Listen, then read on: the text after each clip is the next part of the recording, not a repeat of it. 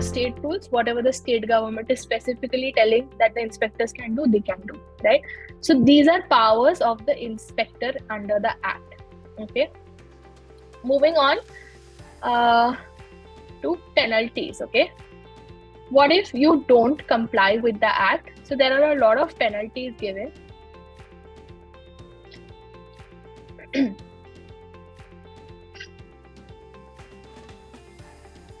This is the provision of appeal. When I said that the Labour Commissioner can hear me and I have to go within 30 days to appeal, the Section 17 talks about appeal. Okay. Then we have provision of penalties under the Act. What if I am not complying with the register? What if I am not doing XYZ thing, right? So whoever is responsible for payment of wages contravenes the provisions of Section 5, 7, 8. Okay? They should be punishable with fine not less than 1,500. It can extend to 7,500. Okay? So for penalties under Section 5, 7, 8, 9, 10, all of this is penalty is that if you don't comply, the inspector has a power, a fine will be imposed. It can be 1,500 to 7,500. Okay.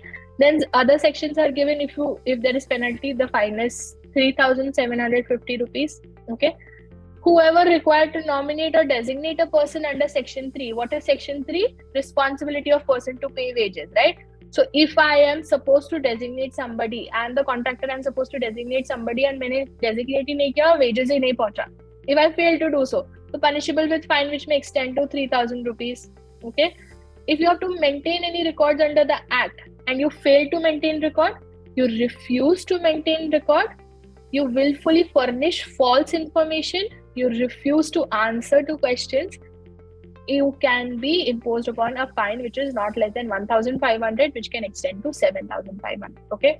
So maintenance of registers under Section 13A, you need to do it, but not doing it, willfully disobeying or false information, producing false information, penalty is 1,500 to 7,500. Okay.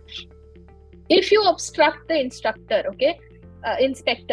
and refuse to tell information to the inspector, or you do not, inspector has the power to demand copies. If you don't give copies, or you prevent the inspector from doing anything, right? So there is a penalty again 1,500 to 7,000. So if you see broadly, the range of penalty under the Act is 1,500 to 7,500. Okay.